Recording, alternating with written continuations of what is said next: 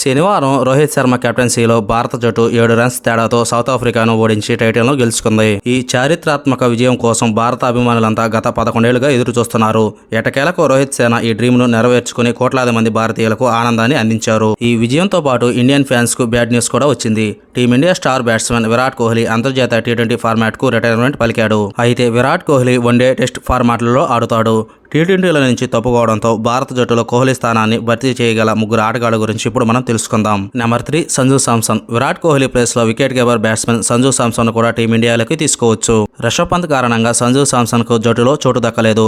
కానీ ఇప్పుడు కోహ్లీ రిటైర్మెంట్ తర్వాత సంజు శాంసన్ జట్టులోకి సులభంగా రాగలడు. సంజు శాంసన్ వేగంగా రన్స్ చేయడంలో కూడా పేరు పొందాడు. నెంబర్ 2 శుభమాన్ గిల్. 24 ఏళ్ల యువ బ్యాట్స్మెన్ శుభమాన్ గిల్ లో సామర్థ్యానికి లోటు లేదు.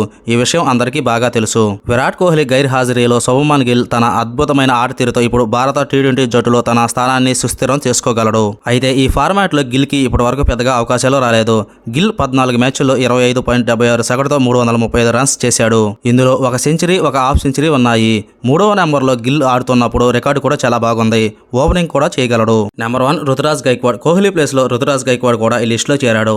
గైక్వాడ్ భారత్ తరపున ఇప్పటి వరకు 19 టీ20లు ఆడి 500 రన్స్ చేశాడు. గైక్వాడ్ కు అవకాశం వచ్చినప్పుడల్లా సద్వినియోగం చేసుకున్నాడు. ఇది కాకుండా ఐపీఎల్లో ఎంఎస్ ధోని మార్గదర్శకత్వంలో ఒత్తిడిలో ప్రదర్శన చేసే కళ కూడా గైక్వాడ్ కి బాగా తెలుసు. Hi cricket lovers, Virat Kohli place లో శుభమాన్ గిల్, రుతురాజ్ గైక్వాడ్, సంజు శాంసన్ వీరిలో ఎవరో టీంలోకి రావాలనుకుంటున్నారో మీ అభిప్రాయాన్ని కామెంట్ రూపంలో తెలియజేయండి.